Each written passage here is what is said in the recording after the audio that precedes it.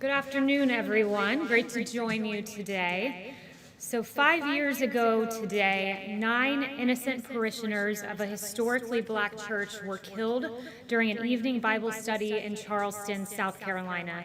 We all remember that tragedy, and this was a despicable act of evil that happened 5 years ago today. So we remember that somber day at that Charleston church as our hearts still break for the victims, and our prayers go out to the families. Yesterday, President Trump led and brought our nation together behind real, meaningful, substantial change to ensure that we have safe streets and safe policing. Part of that was having an incentive structure to implement the highest professional standards in our police departments through an accreditation process.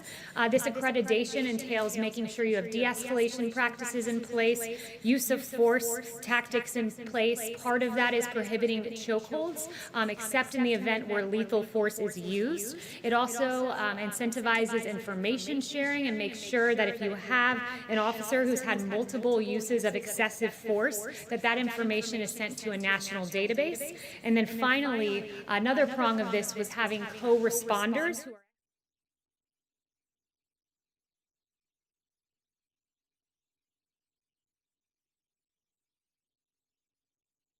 co-responder who is an expert in this process will go along.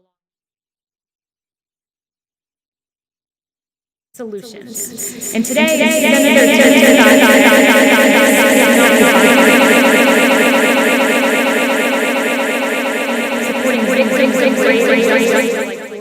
it's not a binary choice. There are not sides here.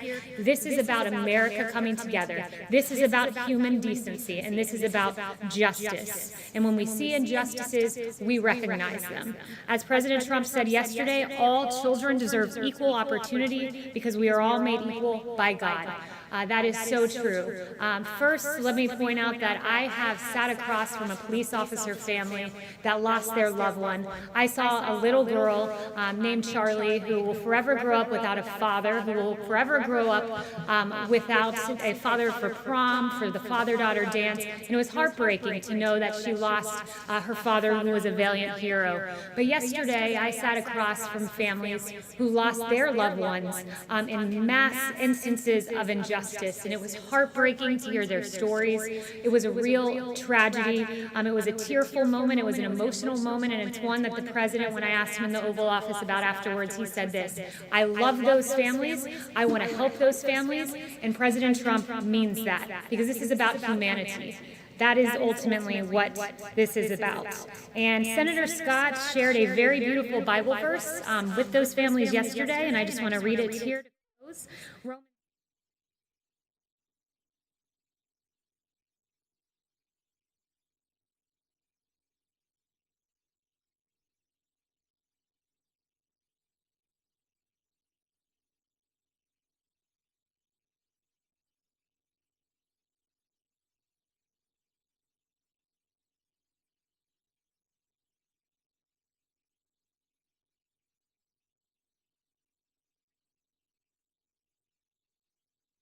One federal investigation into systemic bias in policing. My question to you is, why are so many resources being allocated to make sure the president and his allies were treated fairly by law enforcement and not the same for millions of Black Americans? So I think you're comparing two things that it's not accurate to compare on the level of the number of attorneys looking into. First, we all know that this administration was dragged 4 years through a bogus investigation founded upon a dossier full of lies funded by Hillary Clinton and the Democrats. It was an injustice to the American people who elected President Trump as President of the United States, who was then bogged down by an investigation which ended up with 2 words: no collusion. That's the first part of your question. But as to the second part, this president's taken real, tangible, concrete action on the issue of policing. We saw that yesterday. Guess who hasn't led? Democrats. They've engaged in meaningless symbolism, as we saw them, kneeling for minutes on end. But this president isn't about gestures. It's not about symbolism. It's about action. It's about making sure someone like George Floyd never dies in that manner ever again in this country. First of all, this executive order addresses the issue at hand, and I thought my colleague, Jerron Smith, handled this really well yesterday when he said this about the executive order on this very question from you. He said, a lot of people want to make it about race, but it's about communities and individuals. You're trying to fix something that you can't really fix the heart of people, but you can fix individual pieces that deal with the real problem, which is access to opportunity. You can fix schools and remedy the disparities we see in schooling. You can fix policing to the degree we can at the federal level to incentivize good behavior and fair practices. You can fix the economy, as President Trump has done. He brought about the lowest economic employment rate for African American individuals and paychecks going up prior to this pandemic when we had to artificially shut down the economy. You can fix the individual pieces, but it's up to our country to change hearts. Yes. Does the president talked about chokeholds yesterday. The bill that's been unveiled by the Republican Senator Scott, the Republican, does not ban chokeholds. Does he think it should? The president is fully in support of the Scott bill. They are working closely on that, and our EO puts an end to that or incentivizes through the accreditation process to put an end to chokeholds unless there is lethal force used. We fully support the Scott bill and every element of it, and one thing I would note about the Scott bill is for years we've tried to make lynching a federal crime in this country, and the Scott bill does it. It's a great bill. It's more great action from Republicans, and we hope we can have bipartisan support on that. But to be clear, the executive order does not ban chokeholds, and we can't actually do that, I don't believe, through an executive order. And the bill does not ban chokeholds. Do you think, does the president think, that chokeholds simply should be banned? So what I have from the Justice Act here is that this will also end the practice of utilizing chokeholds, and I would underscore the executive order does that through an incentivizing process. So we've done what we can, and we'll continue to do more, and we'll continue to work with the Scott bill, and there might be amendments to it, there might not, but we want to see this come to fruition. Yes. It doesn't actually ban the practice. It encourages, but it does not actually ban the practice. Yes, well, that is we're incentivizing to ban chokeholds unless in the case of where lethal force is used. That's the process that we're using, and I'll tell you this, it's a much better process than the Democrats, who so far have offered nothing, except a lot of bad ideas about this that would ultimately, I would note, defund the police department. Yes. Kayleigh, in the last day, 96 people in Tulsa have contracted the coronavirus. Wondering about this rally coming up on Saturday. Will the president or the White House take responsibility if people get sick and catch the coronavirus at this rally on Saturday? So the campaign has taken certain measures to make sure this is a safe rally, temperature checks, hand sanitizers, and masks, so we are taking But precautions. you're not requiring people to wear masks. They will be given a mask. It's up to them whether to make that decision. CDC guidelines are recommended but not required. And the CDC guidelines suggest that people practice social distancing. You're not going to be able to practice social distancing in a rally with thousands of people. So aren't you, in essence, bringing people to a rally where they won't be abiding by those guidelines? It's the personal choice of individuals as to what to do, but if we want to talk about internal coherence, I believe that the media needs to work on internal coherence. This wonderful New York Post story, I don't think Stephen Nelson's here, but good job to the New York Post, highlights the hypocrisy of the media where this is okay, protesting, this is not okay, Trump rallies. It's really remarkable, and I think the American people have taken notice when, for instance, NBC tweets at 4:05 p.m.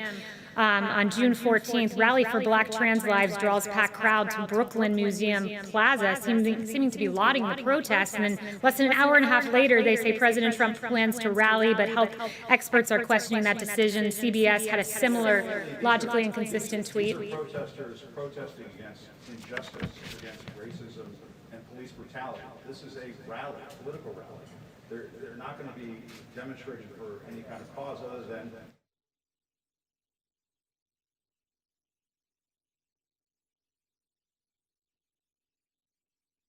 coronavirus and get sick. As you know, you've been to these rallies. So have you, by the way. Go to the rallies, I've been to them Yes. too, are elderly, probably had pre-existing conditions that might put them at risk for serious complications if they catch this virus. So first, let me know, you've been to rallies, these Trump rallies. We do rally in support of something. We rally in support of the president who got us the lowest number of black unemployment in the history of our country and paychecks going up. We rally that HBCU funding for historically black colleges and universities is permanent because of President Trump. We rally, but to say no, because you, Jim, you suggested that we don't rally on behalf of anything. So let me note one more thing. We rally on behalf of criminal justice reform and the First Step Act, which President Obama and Vice President Biden talked about, but we did. And I would note this, if we want to talk about the efficacy of what we're doing, 1,300 health experts signed a letter about the protest saying, we do not condemn these gatherings, we support them as vital. So you have the health experts on one side saying this, and then all of a sudden a Trump rally is different. And I've taken 5 of your questions. Work on your internal cohesion and get back to me. Yes. Answered 5 of your questions, and last, I said to you we are taking precautions. I said to you we're taking precautions. Mask, hand sanitizer, Zeke.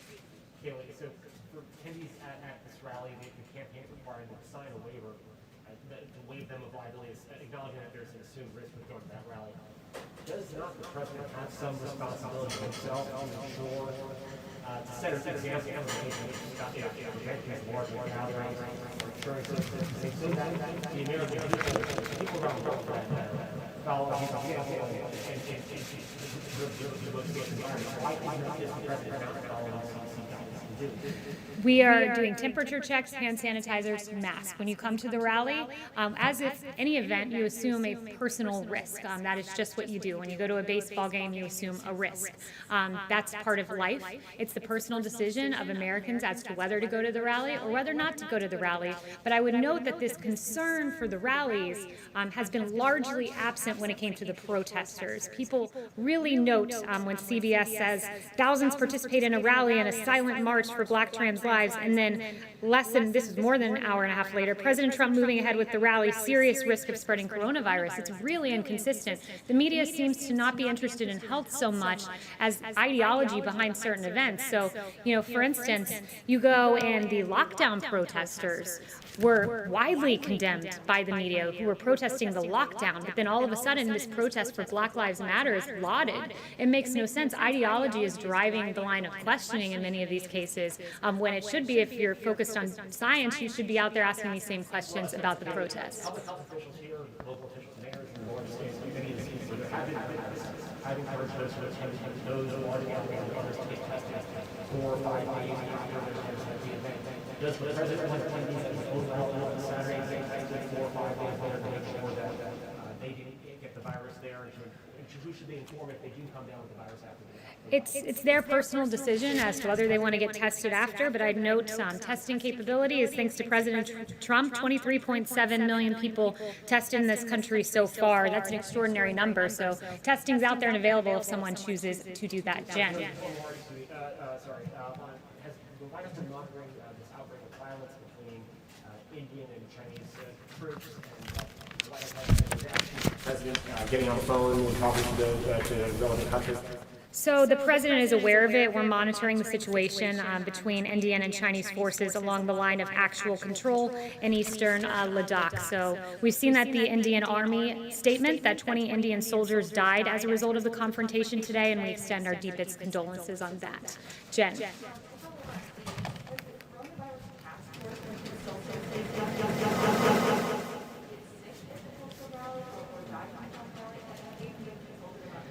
The coronavirus task force, they're meeting today. I would first point that out. They meet regularly and they monitor the whole country. So they don't zone in on a Trump rally, they zone in on the whole country and analyze it through a database lens. They look at the entirety of the country. That would include the state of Oklahoma, but they look at all 50 states in close consultation with governors.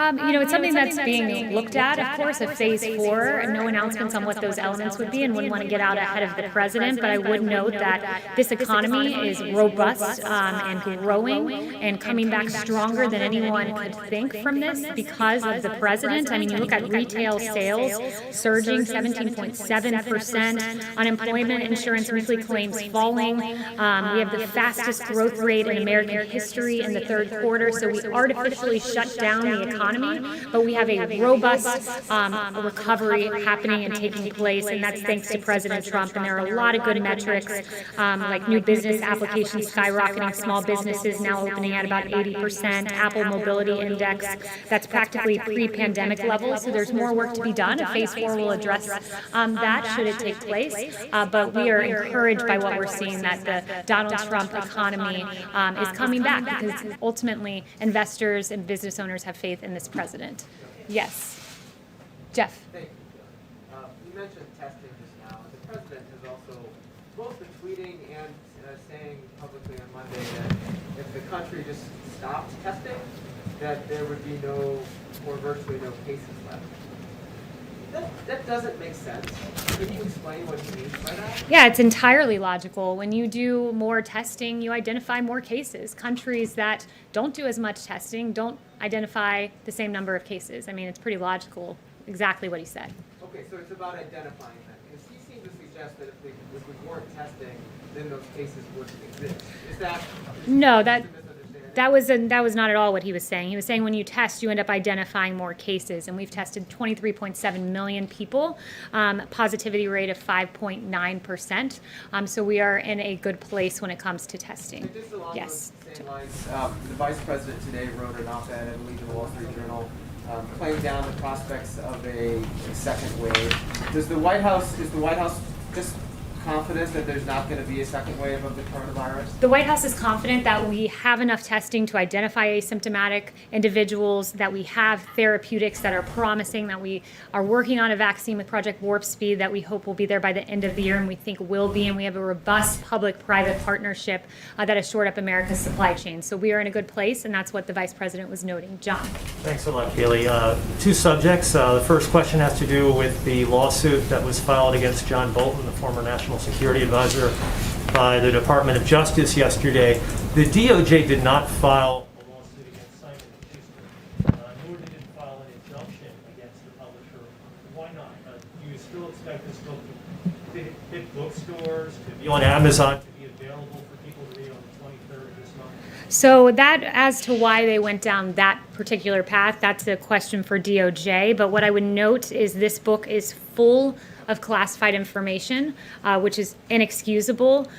Former National Security Advisor John Bolton should know all too well that it's unacceptable to have highly classified information from the government of the United States in a book that will be published. It's unacceptable. It has not gone through the review process, and that's where we currently stand. And I'd refer you back to Barr's comment on this, which is we don't believe that Bolton went through that process. It hasn't been completed, the process, and therefore he is in violation of that agreement. That was part of his quote from Monday. On the other subject, the executive order the president signed yesterday, during that event, in his comments, he acknowledged that there are indeed bad police officers. Is the president opposed to the idea of removing qualified immunity for police officers, even bad police officers? Yeah, so qualified immunity, let me note, is a total and complete non-starter. What qualified immunity would do is it would really enable the police in this country to do their job. That's in the Democrat bill, and I'd argue this. Democrats, they say defund the police, defund the police. We hear that from Congresswoman Ocasio-Cortez and Congresswoman Omar and others. Well, what does the Democrat bill do? By removing qualified immunity, what you're essentially doing is not allowing police to do their job. There would be a decrease in policing in this country. Our streets would not be safe. What President Trump has done is worked with law enforcement to improve law enforcement, to ensure that the the bad cops that exist are pushed out of the system. The overwhelming majority of cops are good, so we've got to address the handful that are bad, and that's what the president's order has done. But taking away qualified immunity would make the streets of this country a whole lot less secure. Just look at what happened when we didn't have ample law enforcement out on Lafayette Square. A church burned and multiple officers injured. How do you handle the situation, Kayleigh, of a bad police officer hiding behind the shield of qualified immunity? Look, I would note that also the court has litigated this pretty strongly. It's been adjudicated. The Harlow court, in that decision, Harlow, the Supreme Court, talked about achieving a balance between allowing victims to hold officials accountable while also minimizing the social cost to the whole, the cost of police officers, for example, pulling back.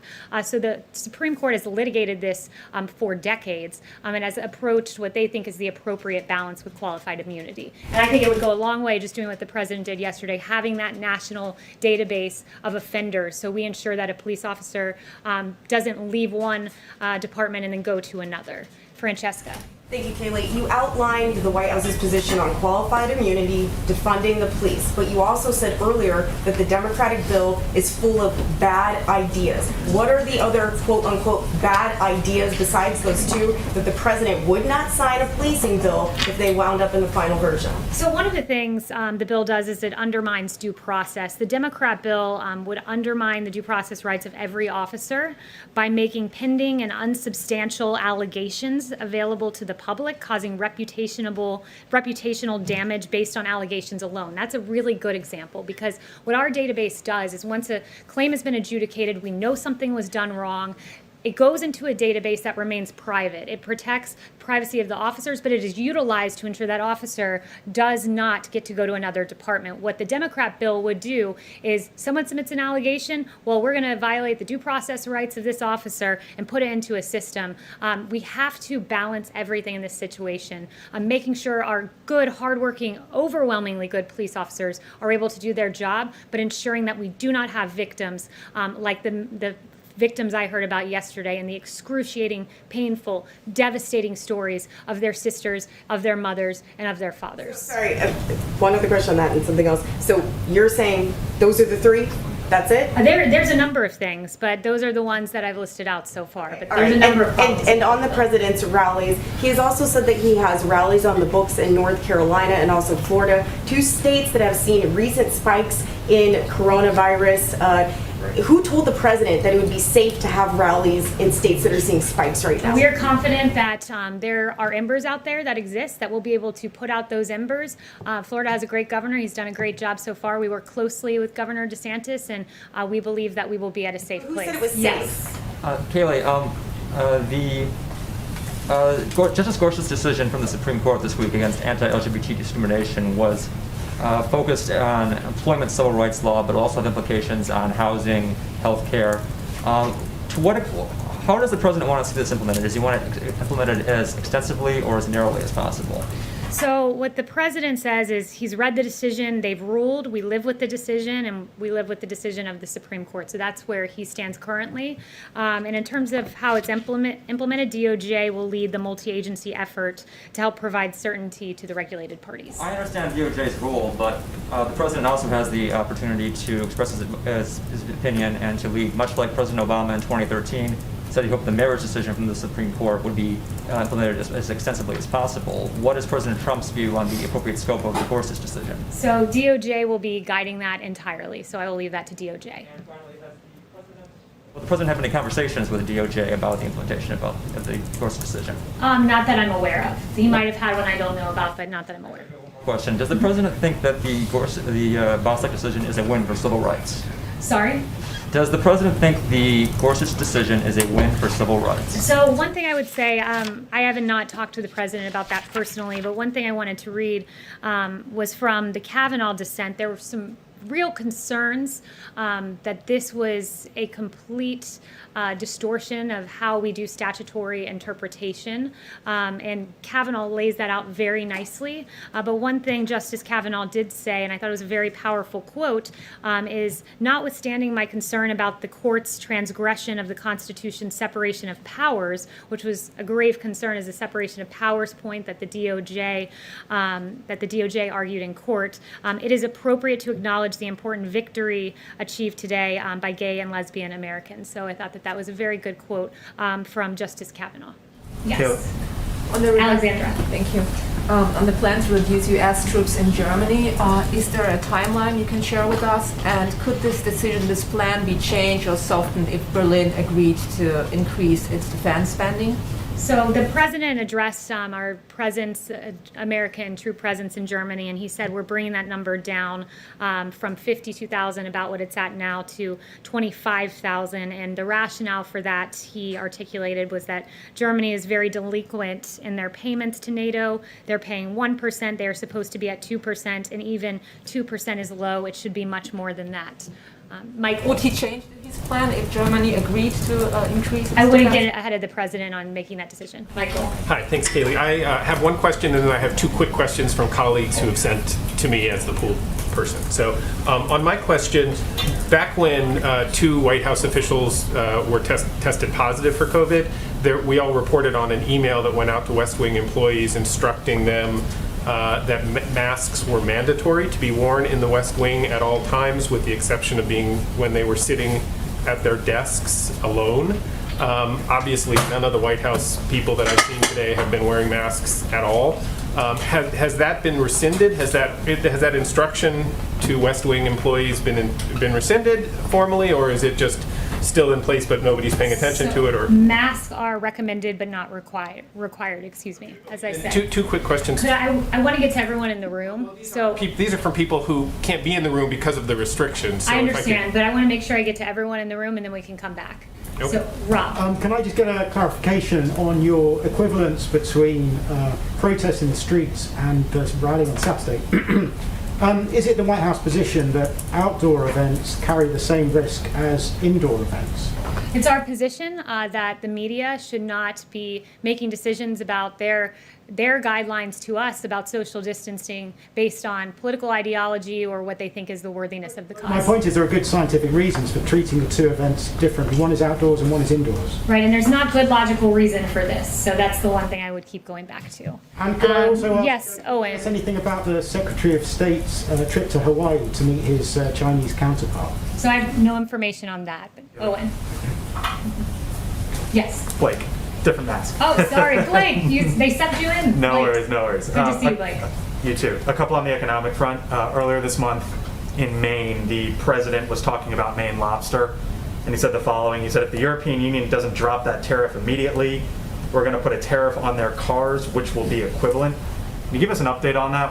What is the status of potential tariffs on EU autos? I haven't inquired about that today, but I will inquire about that, and I'll try to get back to you before 5 if that works. And secondly, an infrastructure bill.